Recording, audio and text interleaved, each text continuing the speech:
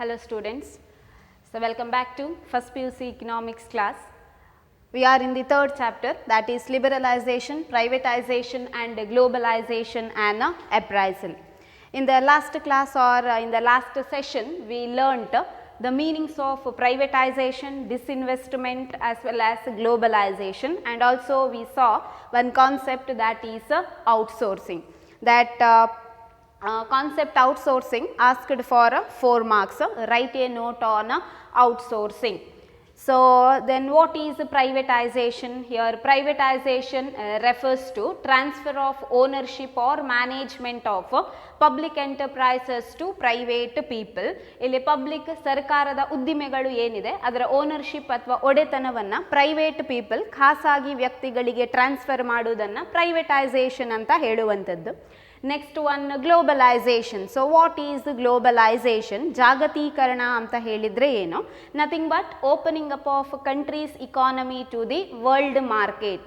ವಿಶ್ವದ ಮಾರುಕಟ್ಟೆಗೆ ನಮ್ಮ ದೇಶದ ಮಾರ್ಕೆಟ್ ಅನ್ನು ತೆರೆದಿಡುವಂಥ process, or giving permission to international trade or other activities. ಅಂದರೆ ಉಳಿದ ಎಲ್ಲ ಚಟುವಟಿಕೆಗಳಿಗೆ ಅವಕಾಶವನ್ನು ನಮ್ಮ ಭಾರತದಲ್ಲಿ ಅಥವಾ ನಮ್ಮ ದೇಶದಲ್ಲಿ ಮಾಡಿಕೊಳ್ಳುವಂಥದ್ದು, ಅದಕ್ಕೆ ಜಾಗತೀಕರಣ ಅಂತ ಹೇಳುವಂಥದ್ದು. So under that one of the important outcome of globalisation, that is outsourcing. ಈ ಗ್ಲೋಬಲೈಸೇಷನ್ನಿಂದ ಒಂದು ಇಂಪಾರ್ಟೆಂಟ್ ಚೇಂಜ್ ಆದಂಥದ್ದು ಔಟ್ಸೋರ್ಸಿಂಗ್ ಅಂತ ಹೇಳುವ ಕಾನ್ಸೆಪ್ಟ್ ಬಂದಿರುವಂಥದ್ದು. So what is outsourcing? ಹಾಗಾದರೆ ಔಟ್ಸೋರ್ಸಿಂಗ್ ಅಥವಾ ಹೊರಗುತ್ತಿಗೆ ಅಂತ ಹೇಳಿದರೆ ಏನು? Here outsourcing refers to going outside one's own organization to obtain some specialized services of various kinds in time at lower cost. ಇಲ್ಲಿ ಕಡಿಮೆ ಖರ್ಚಿನಲ್ಲಿ ನಿರ್ದಿಷ್ಟ ಸಮಯದಲ್ಲಿ ಒಂದು ಕಂಪನಿ ಅಥವಾ ಒಂದು ಆರ್ಗನೈಸೇಷನ್, ಒಂದು ಸಂಸ್ಥೆ ಬೇರೆ ಕಡೆಯಿಂದ ಅಥವಾ ಹೊರಗಡೆಯಿಂದ ಕೆಲವೊಂದು ಸೇವೆಗಳನ್ನು ಪಡ್ಕೊಳ್ಳುವಂಥದ್ದಕ್ಕೆ ಔಟ್ಸೋರ್ಸಿಂಗ್ ಅಂತ ಹೇಳುವಂಥದ್ದು. And also we saw that why are the reasons for increased outsourcing from India to other countries. ಬೇರೆ ದೇಶಗಳು ಏನಕ್ಕೆ ಇಂಡಿಯಾದಿಂದ ಕೆಲವೊಂದು ಸೇವೆಗಳನ್ನು ಔಟ್ಸೋರ್ಸ್ ಮಾಡುತ್ತವೆ, ಅದರ ರೀಸನ್ ಅನ್ನು ನೋಡಿದ್ವಿ. ಔಟ್ಸೋರ್ಸಿಂದ ಏನೆಲ್ಲ ಅಡ್ವಾಂಟೇಜಸ್ ಇದೆ ಅದನ್ನು ಕೂಡ ನಾವು ಲಾಸ್ಟ್ ಕ್ಲಾಸಲ್ಲಿ ನೋಡಿದ್ವಿ. So coming to the next concept, that is WTO or World Trade Organization. ಇವತ್ತು ನೋಡಲಿಕ್ಕಿರುವಂಥ concept that is WTO or World Trade Organization. Then when this World Trade Organization was introduced or came into existence, ಇಲ್ಲಿ world trade organisation ಅಂದರೆ ವಿಶ್ವ ವ್ಯಾಪಾರ ಸಂಘಟನೆ ಇದು ಯಾವಾಗ ಅಸ್ತಿತ್ವಕ್ಕೆ ಬಂದಂಥದ್ದು? World trade organisation came into existence on 1st January 1995 as a successor of GATT. ಇಲ್ಲಿ ಗ್ಯಾಟ್ ಅಂತ ಹೇಳುವ ಸಂಸ್ಥೆ ಮುಂಚೆ ವರ್ಕ್ ಮಾಡ್ತಾ ಇದ್ದಂಥದ್ದು. ಸೊ ಆ ಗ್ಯಾಟ್ ಅಂತ ಹೇಳುವ ಸಂಸ್ಥೆಯ ಬದಲಿಗೆ world trade organisation January 1st 1995 introduce ಅಥವಾ ಸ್ಥಾಪನೆ ಆದಂಥದ್ದು. So world trade organisation founded in 1st January 1995. 1 mark question, 1 markಗೆ some fill in the blanks ಅದಕ್ಕೆಲ್ಲ ಕೇಳುವಂಥದ್ದು. WTO founded in 1st January 1995 or you can write only 1995. 1995 ಅಂತ ಬರಿಬೋದು ಅಥವಾ 1st January 1995 ಅಂತ ಬರಿಬೋದು. Here WTO came into existence on 1995 as a successor of GATT. GATT ಅಂತ ಹೇಳುವ ಸಂಸ್ಥೆಯ ಬದಲಿಗೆ ಇಲ್ಲಿ WTO ಇಂಟ್ರೊಡ್ಯೂಸ್ ಆದಂಥದ್ದು. Then expansion of GATT is General Agreement on Tariffs and Trade. So 1 mark question, expand GATT. GATT expand ಮಾಡಲಿಕ್ಕೆ ಕೇಳುತ್ತಾರೆ. General agreement on tariffs and trade, ಸುಂಕಗಳು ಮತ್ತು ವ್ಯಾಪಾರಕ್ಕೆ ಸಂಬಂಧಿಸಿದ ಸಾಮಾನ್ಯ ಒಪ್ಪಂದ ಅಂತ ಕನ್ನಡದಲ್ಲಿ ಹೇಳುವಂಥದ್ದು. This GATT came into existence on 1948. ಇದು 1948 ಇಂಟ್ರೊಡ್ಯೂಸ್ ಆಗಿತ್ತು. GATT was multilateral trade agreement. ಇಲ್ಲಿ ವ್ಯಾಪಾರಕ್ಕೆ ಸಂಬಂಧಪಟ್ಟಂಥ multilateral trade agreement means agreement between 2 or more countries, ಎರಡಕ್ಕಿಂತ ಹೆಚ್ಚು ರಾಷ್ಟ್ರಗಳ ನಡುವೆ ವ್ಯಾಪಾರಕ್ಕೆ ಸಂಬಂಧಪಟ್ಟಂಥ ಅಗ್ರಿಮೆಂಟ್ಗಳಾಗ್ತಾ ಇದ್ದಂಥದ್ದು. ಸೊ ಇದು ಗ್ಯಾಟ್, ಮಲ್ಟಿಲ್ಯಾಟ್ರಲ್ ಟ್ರೇಡ್ ಅಗ್ರಿಮೆಂಟ್ ಆಗಿದ್ದಂಥದ್ದು. So remember the expansion, general agreement on tariffs and trade. So ಅದರ ಬದಲಿಗೆ ವರ್ಲ್ಡ್ ಟ್ರೇಡ್ ಆರ್ಗನೈಸೇಷನ್ ಇಂಟ್ರೊಡ್ಯೂಸ್ ಆದಂಥದ್ದು. Here India was the founder member of world trade organisation. WTO ಸ್ಥಾಪನೆ ಆದಂದಿನಿಂದ India ಅದರ member ಆಗಿ ಇದ್ದಂಥದ್ದು. Here WTO located in Geneva in Switzerland. The headquarters of WTO is in Geneva in Switzerland. ಇದರ headquarter ಇರುವಂಥದ್ದು WTOದು ಸ್ವಿಟ್ಜರ್ಲ್ಯಾಂಡಿನ ಜಿನೆವಾದಲ್ಲಿ ಇರುವಂಥದ್ದು. So next, why this World Trade Organization was founded, or why World Trade Organization came into existence? ಏನಕ್ಕೆ ಈ WTO ಅಂತ ಹೇಳುವ ಸಂಸ್ಥೆ introduce ಆದಂಥದ್ದು? Main aim of WTO was to liberalise international trade. International trade means here trade between 2 or more countries, or trade between 2 countries, not 2 or more. Here international trade means trade between 2 countries, ಎರಡು ರಾಷ್ಟ್ರಗಳ ನಡುವೆ ನಡೆಯುವಂಥ ವ್ಯಾಪಾರ. ಇದಕ್ಕೆ international trade, ವಿದೇಶಿ ವ್ಯಾಪಾರ ಅಂತ ಹೇಳುವಂಥದ್ದು. Here aim of the WTO was to liberalise international trade. ಅಂದರೆ ಈ ಇಂಟರ್ನ್ಯಾಷನಲ್ ಟ್ರೇಡ್, ಎರಡು ದೇಶಗಳ ನಡುವೆ ಏನು ವ್ಯಾಪಾರ ನಡೀತಾ ಇತ್ತ ಆ ವ್ಯಾಪಾರವನ್ನು ಲಿಬರಲೈಸ್ ಮಾಡಬೇಕು ಮತ್ತು ಕೂಡ ಎಕ್ಸ್ಪಾಂಡ್ ಮಾಡಬೇಕು ಅಂತ ಹೇಳುವ ಉದ್ದೇಶವನ್ನು ಇಟ್ಟುಕೊಂಡು ವರ್ಲ್ಡ್ ಟ್ರೇಡ್ ಆರ್ಗನೈಸೇಷನ್ ಇಂಟ್ರೊಡ್ಯೂಸ್ ಆದಂಥದ್ದು. So main aim of WTO is to liberalise international trade. ಅಂತಾರಾಷ್ಟ್ರೀಯ ವ್ಯಾಪಾರವನ್ನು ಲಿಬರಲೈಸ್ ಮಾಡಬೇಕು. ಈ ಉದ್ದೇಶವನ್ನು ಇಟ್ಟುಕೊಂಡು ವರ್ಲ್ಡ್ ಟ್ರೇಡ್ ಆರ್ಗನೈಸೇಷನ್ ಎಸ್ಟಾಬ್ಲಿಷ್ ಆದಂಥದ್ದು. Then what are the activities of WTO? ಏನೆಲ್ಲ ಕೆಲಸಗಳನ್ನು WTO ವರ್ಲ್ಡ್ ಟ್ರೇಡ್ ಆರ್ಗನೈಸೇಷನ್ ಮಾಡುತ್ತದೆ? Let me explain one by one. First one, it reduces trade restrictions. ವ್ಯಾಪಾರಕ್ಕೆ ಸಂಬಂಧಪಟ್ಟಂಥ ರಿಸ್ಟ್ರಿಕ್ಷನ್ಗಳನ್ನು ಕಡಿಮೆ ಮಾಡುತ್ತದೆ. Earlier we knew that there were so many restrictions on international trade in the form of tariffs, quotas etcetera. Here the WTO reduces all those restrictions regarding international trade. ಮುಂಚೆ ಇಲ್ಲಿ ವ್ಯಾಪಾರಕ್ಕೆ ಸಂಬಂಧಪಟ್ಟ ಹಾಗೆ ಬೇರೆ ಬೇರೆ ರಿಸ್ಟ್ರಿಕ್ಷನ್ಗಳು ಇದ್ದಂಥದ್ದು. ಈ ಎಲ್ಲವನ್ನ ತೆಗೆದು ಹಾಕಬೇಕು ಅಥವಾ ಕಡಿಮೆ ಮಾಡಬೇಕು ಇಂಟರ್ನ್ಯಾಷನಲ್ ಟ್ರೇಡಿಗೆ ಸಂಬಂಧಪಟ್ಟಂಥದ್ದು. ಈ ರೀಸನಿಗೋಸ್ಕರ WTO establish ಆದಂಥದ್ದು.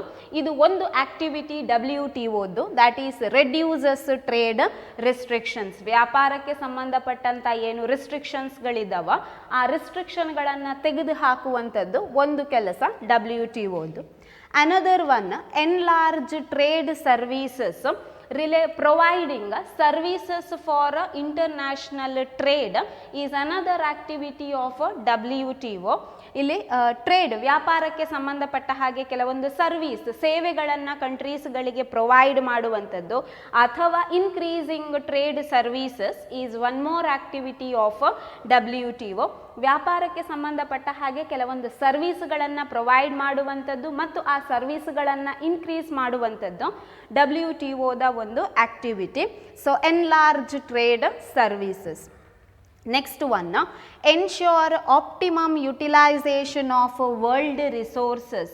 Here optimum or proper utilization of resources is another activity of WTO. Particular country ಇಷ್ಟೊಂದು ತುಂಬ ರಿಸೋರ್ಸ್ ಅಥವಾ ಸಂಪನ್ಮೂಲಗಳನ್ನು ಹೊಂದಿರುತ್ತದೆ. ಇರುವಂಥ ರಿಸೋರ್ಸಸ್ಗಳನ್ನು ಪ್ರಾಪರ್ ಆಗಿ ಸರಿಯಾದ ರೀತಿಯಲ್ಲಿ ಯುಟಿಲೈಸ್ ಆರ್ ಯೂಸ್ ಮಾಡುವಂಥದ್ದು ವರ್ಲ್ಡ್ ಟ್ರೇಡ್ ಆರ್ಗನೈಸೇಷನ್ನ ಒಂದು ಆಕ್ಟಿವಿಟಿ ಅಂತ ಹೇಳಬಹುದು. So ensure or proper utilisation of world resources or resources of countries, one more activity of WTO.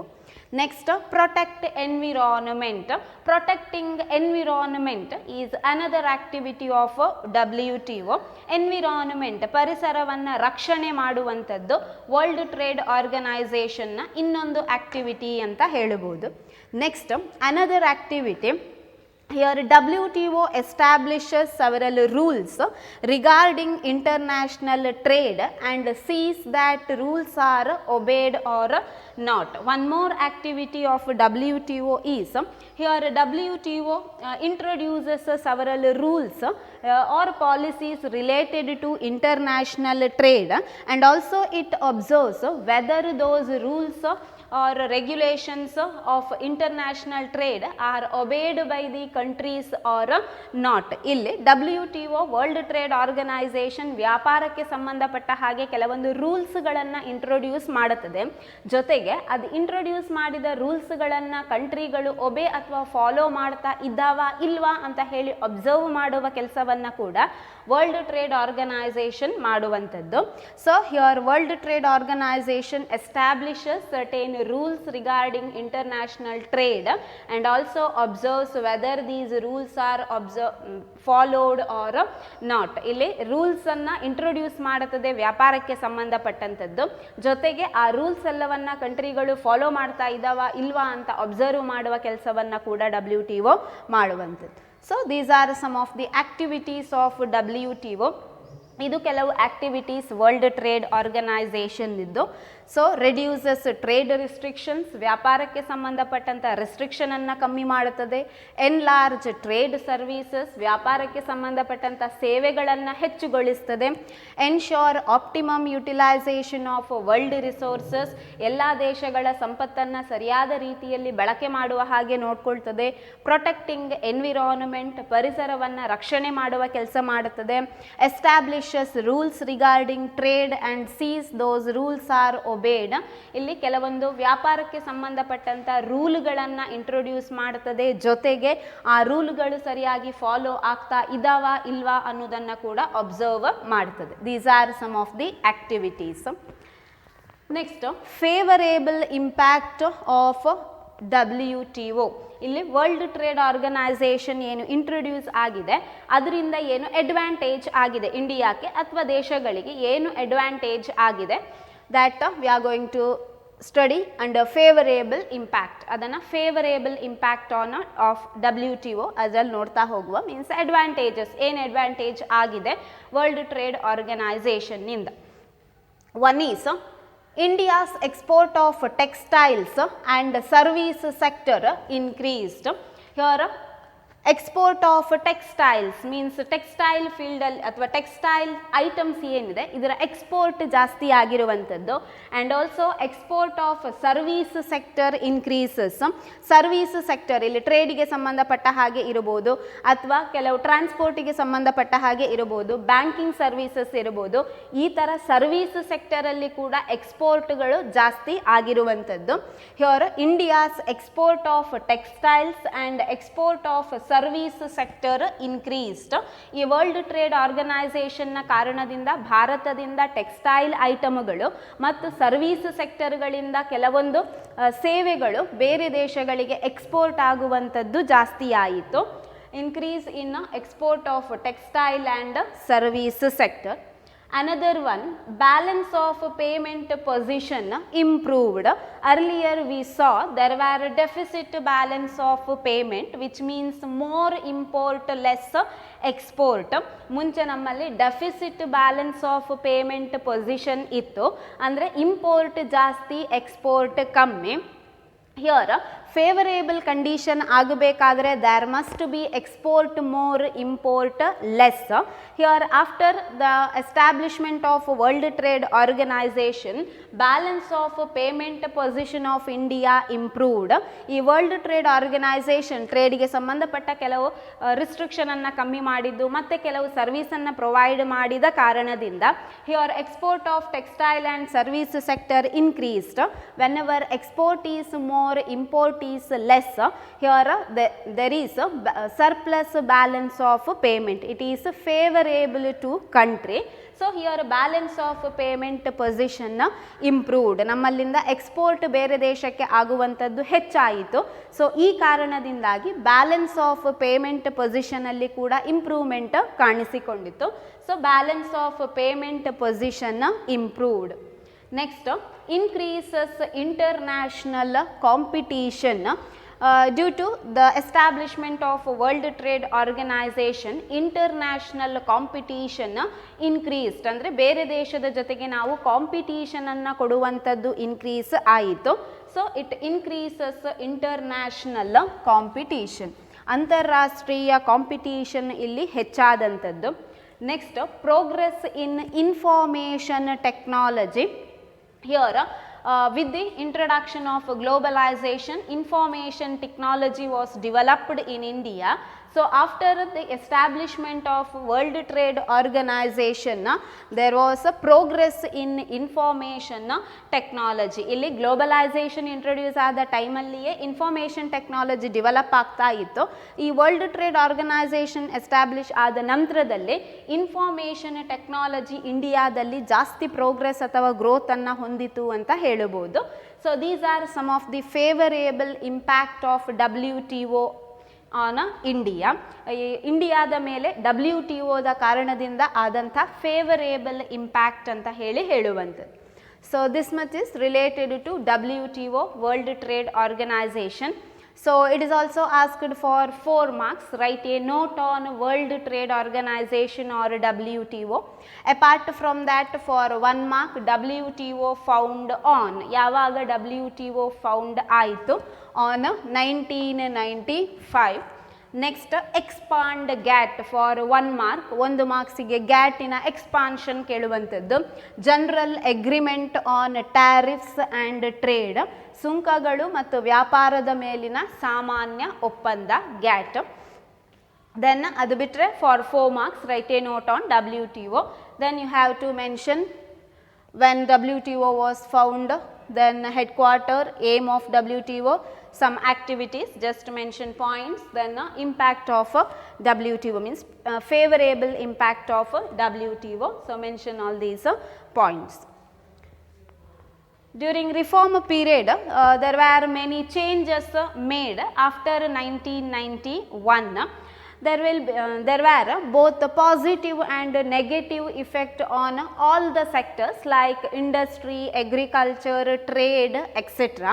ಇಲ್ಲಿ ರಿಫಾರ್ಮ್ ಇಂಟ್ರೊಡ್ಯೂಸ್ ಆದ ನಂತರ ತುಂಬ ಚೇಂಜಸ್ ಆದಂಥದ್ದು ಭಾರತದಲ್ಲಿ. ಸೊ ಬೇರೆ ಬೇರೆ ರೀತಿಯ ಇಫೆಕ್ಟ್, ಅದು ಪಾಸಿಟಿವ್ ನೆಗೆಟಿವ್ ಎರಡೂ ರೀತಿಯ ಇಫೆಕ್ಟ್ ಇದ್ದಂಥದ್ದು. ಅದು ಇಂಡಸ್ಟ್ರಿಯಲ್ ಸೆಕ್ಟರ್ನ ಮೇಲೆ ಇರ್ಬೋದು, ಅಗ್ರಿಕಲ್ಚರಲ್ ಸೆಕ್ಟರ್ನ ಮೇಲೆ ಇರ್ಬೋದು, ಟ್ರೇಡ್ ವ್ಯಾಪಾರದ ಮೇಲೆ ಇರ್ಬೋದು, ಬೇರೆ ಬೇರೆ ರೀತಿಯ ಚೇಂಜಸ್ ಆಗಿರುವಂಥದ್ದು. Now we are going to study the effects of reforms on agricultural sector. Means what are the effects of reform or economic reforms on agricultural sector. ಇಲ್ಲಿ ಕೃಷಿ ಕ್ಷೇತ್ರದ ಮೇಲೆ ಏನು ಇಫೆಕ್ಟ್ ಅಥವಾ ಪರಿಣಾಮ ಆಯಿತು ಈ ಇಕನಾಮಿಕ್ ರಿಫಾರ್ಮ್ ಅಥವಾ ನ್ಯೂ ಇಕನಾಮಿಕ್ ಪಾಲಿಸಿ ಇಂಟ್ರೊಡ್ಯೂಸ್ ಆದ ಕಾರಣದಿಂದ. Though here new economic policy or economic reforms have made several changes, these reforms were not free from certain criticisms. ಇಲ್ಲಿ ಎಕನಾಮಿಕ್ ರಿಫಾರ್ಮ್ ಇಂದಾಗಿ ತುಂಬ ಚೇಂಜಸ್ ಅಥವಾ ಇಂಪ್ರೂವ್ಮೆಂಟ್ ಡೆವಲಪ್ಮೆಂಟ್ ಆದರೂ ಕೂಡ ಅದು ಕ್ರಿಟಿಸಿಸಮ್ ಅಥವಾ ಟೀಕೆಗಳಿಂದ ಹೊರತಾಗಲಿಲ್ಲ ಎಕನಾಮಿಕ್ ರಿಫಾರ್ಮ್ ಅಂತ ಹೇಳುವಂಥದ್ದು. Here is some effects of reforms on agricultural sector. ಇಲ್ಲಿ ಕೆಲವು ಅಗ್ರಿಕಲ್ಚರಲ್ ಸೆಕ್ಟರಿನ ಮೇಲೆ ಆದಂಥ ಪರಿಣಾಮಗಳು, ಇಫೆಕ್ಟ್, ಕೆಟ್ಟ ಪರಿಣಾಮಗಳು ಏನು ಇಕನಾಮಿಕ್ ರಿಫಾರ್ಮ್ಸಿನ ಕಾರಣದಿಂದ ಅಂತ ನೋಡುವ. So let me explain one by one effect of reforms on agricultural sector. ಒಂದೊಂದಾಗಿ ನೋಡ್ತಾ ಹೋಗುವ ಅಗ್ರಿಕಲ್ಚರ್ ಸೆಕ್ಟರ್ನ ಮೇಲೆ ಏನು ಇಫೆಕ್ಟ್ ಪರಿಣಾಮ ಆಗಿದೆ ರಿಫಾರ್ಮ್ಸ್ ಇದ್ದು. First one, low investment in agricultural sector. ಕೃಷಿ ಕ್ಷೇತ್ರದ ಮೇಲಿನ ಕಡಿಮೆ ಹೂಡಿಕೆ, low investment in agricultural sector. Here public investment or government investment on agricultural sector, especially on infrastructural facilities like irrigation, roads, market linkages, power have been reduced during reform period. ಮುಖ್ಯವಾಗಿ investment ಕಡಿಮೆ ಆದದ್ದು agricultural ಸೆಕ್ಟರಿನ ಮೇಲೆ. ಅದರಲ್ಲಿಯೂ ಕೆಲವೊಂದು infrastructural facility, ಅದು irrigation ನೀರಾವರಿ ಸೌಲಭ್ಯ ಇರಬಹುದು, ಪವರ್ ಆರ್ ಎಲೆಕ್ಟ್ರಿಸಿಟಿ ಕೃಷಿಗೆ ಸಂಬಂಧಪಟ್ಟ ಹಾಗೆ ವಿದ್ಯುತ್ ಶಕ್ತಿಯನ್ನು ಪೂರೈಕೆ ಮಾಡುವಂಥದ್ದಿರ್ಬೋದು. Then road facilities, then market linkages, ಮಾರುಕಟ್ಟೆಗೆ ಸಂಬಂಧಪಟ್ಟಂಥ ಕೆಲವೊಂದು ಫೆಸಿಲಿಟಿಗಳಿರ್ಬೋದು. ಇದರ ಮೇಲೆ ಸರ್ಕಾರ ಹಾಕ್ತಾ ಇದ್ದಂಥ ಇನ್ವೆಸ್ಟ್ಮೆಂಟ್ ಕಡಿಮೆಯಾಯಿತು ರಿಫಾರ್ಮ್ ಇಂಟ್ರೊಡ್ಯೂಸ್ ಆದ ನಂತರ. It adversely affected on agricultural sector as well as farmers.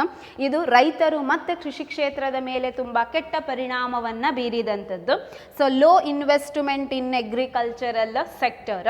Here public or government investment on agricultural sector especially on infrastructural facilities like irrigation, roads, power, market linkages have reduced. ಇಲ್ಲಿ investment ಕೃಷಿ ಕ್ಷೇತ್ರದ ಮೇಲೆ ಮಾಡಿದಂಥದ್ದು ಕಡಿಮೆ ಆದಂಥದ್ದು.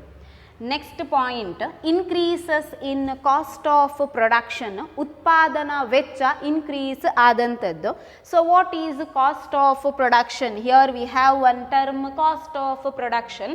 ಉತ್ಪಾದನಾ ವೆಚ್ಚ ಅಂತ ಹೇಳುವ ಟರ್ಮ್ ಇದೆ. So what is cost of production? ಏನು ಕಾಸ್ಟ್ ಆಫ್ ಪ್ರೊಡಕ್ಷನ್ ಅಂತ ಹೇಳಿದರೆ, here cost of production refers to cost or expenses involved on the production of a ಗೂಡ್.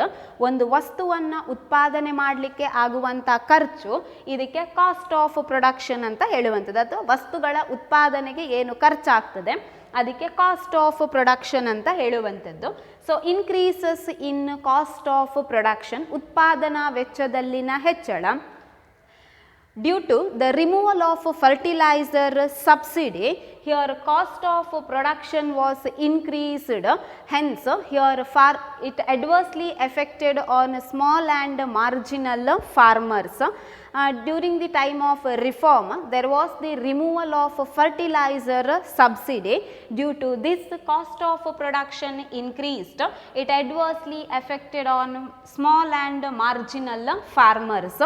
ಇಲ್ಲಿ ರಿಫಾರ್ಮ್ ಪೀರಿಯಡಲ್ಲಿ ಅಥವಾ ರಿಫಾರ್ಮ್ ಇಂಟ್ರೊಡ್ಯೂಸ್ ಆದ ಟೈಮಲ್ಲಿ ಫರ್ಟಿಲೈಸರ್ ಸಬ್ಸಿಡಿ ಅಂದರೆ ಫರ್ಟಿಲೈಸರ್ ಗೊಬ್ಬರಗಳನ್ನು ಪರ್ಚೇಸ್ ಮಾಡಲಿಕ್ಕೆ ಸರ್ಕಾರ ಕೊಡ್ತಾ ಇದ್ದಂಥ ಸಬ್ಸಿಡಿಯನ್ನು ತೆಗೆದು ಹಾಕಿತು. ಸೊ ಆ ಕಾರಣದಿಂದ ಕಾಸ್ಟ್ ಆಫ್ ಪ್ರೊಡಕ್ಷನ್, ಫರ್ಟಿಲೈಸರನ್ನು ಜಾಸ್ತಿ ಪ್ರೈಸನ್ನೇ ಕೊಟ್ಟು ಪರ್ಚೇಸ್ ಮಾಡಬೇಕಿತ್ತು ರೈತರು. ಸೊ ಅದಕ್ಕೆ ಜಾಸ್ತಿ ಹಣವನ್ನು ಕೊಡುವಾಗ ವಸ್ತುವನ್ನು ಉತ್ಪಾದನೆ ಮಾಡಲಿಕ್ಕೆ ಆಗ್ತಾ ಇದ್ದಂಥ ಖರ್ಚು ಕೂಡ ಜಾಸ್ತಿ ಆಗ್ತಾ ಹೋಯಿತು. ಸೊ ಇದು ಸ್ಮಾಲ್ ಫಾರ್ಮರ್ಸ್, ಸಣ್ಣ ರೈತರು ಮತ್ತು ಮಾರ್ಜಿನಲ್ ಫಾರ್ಮರ್ಸ್ ಯಾರಿದ್ದಾರೆ ಇವರ ಮೇಲೆ ತುಂಬ ಕೆಟ್ಟ ಪರಿಣಾಮವನ್ನು ಬೀರಿತು. Obviously when cost of production is more, prices for those commodity also more. ಯಾವಾಗ ವಸ್ತುವನ್ನು ಉತ್ಪಾದನೆ ಮಾಡಲಿಕ್ಕೆ ಜಾಸ್ತಿ ಖರ್ಚು ಬೀಳ್ತದ ಆ ವಸ್ತುವಿನ ಪ್ರೈಸ್ ಕೂಡ ಇನ್ಕ್ರೀಸ್ ಆಗುವಂಥದ್ದು ಸ್ವಾಭಾವಿಕ. ಸೊ ಇನ್ನೊಂದು effect, increases in cost of production, ಉತ್ಪಾದನಾ ವೆಚ್ಚದಲ್ಲಿ ಆದಂಥ ಹೆಚ್ಚಳ. Due to the removal of fertiliser subsidy, cost of production increased, it adversely affected on small and marginal farmers. Next, policy changes, ಕೆಲವೊಂದು ನೀತಿಗಳಲ್ಲಿ ಆದಂತಹ ಬದಲಾವಣೆ, policy changes. Here agriculture sector was subject to several policy changes like reduce or reduction of import duties on agricultural product, removal of minimum support price etc. adversely affected on the farmers of India. ಇಲ್ಲಿ policy changes, ಕೆಲವೊಂದು policy ಅಥವಾ ನೀತಿಗಳಲ್ಲಿ ತಂದಂತಹ ಬದಲಾವಣೆ. During reform period agriculture sector was subject to various policy changes. ತುಂಬ ಪಾಲಿಸಿಗಳಲ್ಲಿ change ಆಯಿತು reform ಪೀರಿಯಡಲ್ಲಿ. ಯಾವುದು ಕೇಳಿದರೆ, here reduction of import duties on agricultural product. Here import duty means taxes imposed on the import of commodities. ಇಲ್ಲಿ ವಸ್ತುಗಳನ್ನು ಬೇರೆ ದೇಶದಿಂದ ಇಂಪೋರ್ಟ್ ಮಾಡುವಾಗ ಅದರ ಮೇಲೆ ಹಾಕ್ತಾ ಇದ್ದಂಥ ಟ್ಯಾಕ್ಸ್. ಇಲ್ಲಿ ರಿಫಾರ್ಮ್ ಪೀರಿಯಡಲ್ಲಿ ಅಗ್ರಿಕಲ್ಚರಲ್ ಪ್ರಾಡಕ್ಟ್ ಅಂದರೆ ಕೃಷಿಗೆ ಸಂಬಂಧಪಟ್ಟ ವಸ್ತುಗಳನ್ನು ಹೊರಗಡೆಯಿಂದ ನಾವು ಇಂಪೋರ್ಟ್ ಮಾಡುವಾಗ ಅದರ ಮೇಲೆ ಹಾಕ್ತಾ ಇದ್ದಂಥ ಟ್ಯಾಕ್ಸನ್ನು ತುಂಬ ಕಡಿಮೆ ಮಾಡಿದರು. So due to this the import of agricultural product increased. So ಅಲ್ಲಿ ಟ್ಯಾಕ್ಸ್ ಕಮ್ಮಿ ಬೀಳ್ತದೆ ಕೇಳುವಾಗ ಕಡಿಮೆಗೆ ನಮಗೆ ಬೇರೆ ದೇಶದಿಂದಲೇ ಇಂಪೋರ್ಟ್ ಮಾಡ್ಕೊಳ್ಳಿಕ್ಕಾಗ್ತದೆ ಅಗ್ರಿಕಲ್ಚರಲ್ ಪ್ರಾಡಕ್ಟನ್ನು. ಸೊ ಆ್ಯಸ್ ಯೂಶುವಲ್ ಹೊರಗಡೆಯಿಂದ ಕಡಿಮೆಗೆ ಸಿಗ್ತದೆ ಅಗ್ರಿಕಲ್ಚರ್ ಪ್ರಾಡಕ್ಟ್ ಅಂತ ಹೇಳುವಾಗ ನಮ್ಮಲ್ಲಿರುವ ಅಗ್ರಿಕಲ್ಚರ್ ಪ್ರಾಡಕ್ಟ್ಗಳಿಗೆ ಡಿಮಾಂಡೇ ಇಲ್ಲದ ಹಾಗೆ ಆಗುವಂಥದ್ದು. Another change, removal of minimum support price, ಅಂದರೆ ವಸ್ತುಗಳಿಗೆ ಕೊಡ್ತಾ ಇದ್ದಂತಹ ಬೆಂಬಲ ಬೆಲೆಯನ್ನು ಸಂಪೂರ್ಣವಾಗಿ ತೆಗೆದು ಹಾಕಿದಂಥದ್ದು. ಸೊ ಈ ಕೆಲವು ಚೇಂಜಸ್ ರೈತರ ಮೇಲೆ ಕೆಟ್ಟ ಪರಿಣಾಮವನ್ನು ಬೀರಿದಂಥದ್ದು. So policy changes here due to the reform period, Indian farmers or agricultural sector subject to some policy changes like reduce of import duties on agricultural sector, removal of minimum support price etc. It adversely affected on Indian farmers. ಇಲ್ಲಿ ಹೊರದೇಶದಿಂದ import ಮಾಡ್ತಾ ಇದ್ದ ಕೃಷಿಗೆ ಸಂಬಂಧಪಟ್ಟಂಥ ವಸ್ತುಗಳ ಮೇಲೆ ಹಾಕ್ತಾ ಇದ್ದ ಟ್ಯಾಕ್ಸನ್ನು ಕಡಿಮೆ ಮಾಡಿದ್ದು ಮತ್ತು ಬೆಂಬಲ ಬೆಲೆ ಅಥವಾ ಸಪೋರ್ಟ್ ಪ್ರೈಸನ್ನು ತೆಗೆದು ಹಾಕಿದ್ದು, ಇದು ಕೆಲವು ಚೇಂಜಸ್ ಏನು ಅಗ್ರಿಕಲ್ಚರ್ ಫೀಲ್ಡಲ್ಲಿ ಸರ್ಕಾರ ಮಾಡಿತ್ತಾ, ಇದು ರೈತರ ಮೇಲೆ ತುಂಬ ಕೆಟ್ಟ ಪರಿಣಾಮವನ್ನು ಬೀರಿದಂಥದ್ದು. ನೆಕ್ಸ್ಟ್ ಪಾಯಿಂಟ್, ಇಂಟರ್ನ್ಯಾಷನಲ್ ಕಾಂಪಿಟೀಷನ್, ಅಂತಾರಾಷ್ಟ್ರೀಯವಾದ ಸ್ಪರ್ಧೆ.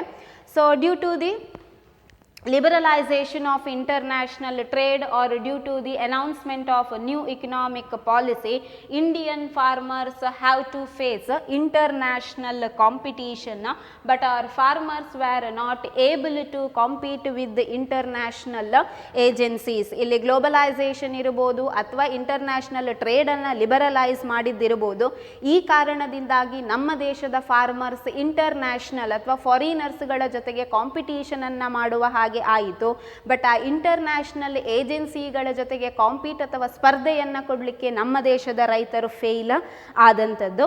It is one more adverse effect of reform on agricultural sector. So international competition due to the introduction of economic reforms, Indian farmers have to compete with the foreign agencies but they were failed to compete with those international agencies. ಹೊರಗಡೆಯಿಂದ competition ಏನು ಇತ್ತು ಅವರ ಜೊತೆಗೆ ಕಾಂಪೀಟನ್ನು ಮಾಡಲಿಕ್ಕೆ Indian farmers fail ಆದಂಥದ್ದು. One more effect on agricultural sector by economic reform. Next, export oriented policy. Here export oriented policy strategy also adversely affected on farmers. Here export oriented policy strategy make our farmers or Indian farmers to give importance for the growing of some commercial crops like coffee, tea, cottons etc. So it increases the prices of food grains in India. ಇಲ್ಲಿ export oriented policy ಅಂದರೆ ಜಾಸ್ತಿ ವಸ್ತುಗಳನ್ನು ಬೇರೆ ದೇಶಕ್ಕೆ ನಾವು export ಮಾಡಿ income earn ಮಾಡಬೇಕು ಅಂತ ಹೇಳುವ ಸ್ಟ್ರಾಟಜಿ ಏನಿತ್ತು, ಇದರ ಕಾರಣದಿಂದಾಗಿ Indian farmer give much importance for the growing of commercial crops. ಇಲ್ಲಿ ಕಮರ್ಷಿಯಲ್ ಕ್ರಾಪ್ ಟೀ ಇರ್ಬೋದು, ಕಾಫಿ ಇರ್ಬೋದು, ಇಂಥ ವಾಣಿಜ್ಯ ಬೆಳೆಗಳನ್ನು ಬೆಳೆಯುವತ್ತ ಜಾಸ್ತಿ ಗಮನವನ್ನು ಹರಿಸಿದ್ರು ಇಂಡಿಯನ್ ಫಾರ್ಮರ್ಸ್. ಮೀನ್ಸ್ ಜಾಸ್ತಿ ಎಕ್ಸ್ಪೋರ್ಟ್ ಮಾಡಬೇಕು ಹೊರದೇಶಕ್ಕೆ ಅಂತ. Because of this prices of food grains in India increased. ಈ ಕಾರಣದಿಂದಾಗಿ ನಮ್ಮ ಭಾರತದಲ್ಲಿ ಆಹಾರ ಧಾನ್ಯಗಳ ಪ್ರೈಸ್ ಸಿಕ್ಕಾಪಟ್ಟೆ ಜಾಸ್ತಿ ಆದಂಥದ್ದು. ಮೀನ್ಸ್ ಜಾಸ್ತಿ ಕಮರ್ಷಿಯಲ್ ಕ್ರಾಪ್ಸನ್ನೇ ಬೆಳೆದ ಕಾರಣದಿಂದ ನಮಗೆ ಬೇಕಾದ ಫುಡ್ ಗ್ರೈನನ್ನು ಹೊರಗಡೆಯಿಂದ ಇಂಪೋರ್ಟ್ ಮಾಡುವ ಹಾಗೆ ಆಯಿತು. ಸೊ ಇಲ್ಲೇ prices of those goods increased. So export oriented policy. Export oriented policy strategy makes the growing of major commercial crops like tea, coffee etc. So because of this prices of food grains in India were increased. ಈ ಕಾರಣದಿಂದ ಭಾರತದಲ್ಲಿ ಆಹಾರ ಧಾನ್ಯಗಳ prices ಏನಿದೆ ಇದು ಸಿಕ್ಕಾಪಟ್ಟೆ increase ಆದಂಥದ್ದು. So these are some of the effects of reforms on agricultural sector. ಕೃಷಿ ಕ್ಷೇತ್ರದ ಮೇಲೆ ಆದಂಥ ಕೆಲವೊಂದು ಕೃಷಿ ಕ್ಷೇತ್ರದ ಮೇಲೆ ಆದಂಥ ಕೆಲವೊಂದು effect during reform period. So it is also asked for 6 marks. Explain effect of reforms on agricultural sector. ಕೃಷಿ ಕ್ಷೇತ್ರದ ಮೇಲೆ ರಿಫಾರ್ಮಿನ ಇಫೆಕ್ಟ್ ಏನು, 6 ಮಾರ್ಕ್ಸಿಗೆ ಕೇಳುವಂಥ question. So here 5 points, you have to explain all these 5 point. So with this third chapter liberalisation, privatisation and globalisation was over. ಇಲ್ಲಿಗೆ ಈ third chapter finish ಆಯಿತು. So, in the next class we are going to discuss some question and answers of a question bank. Thank you.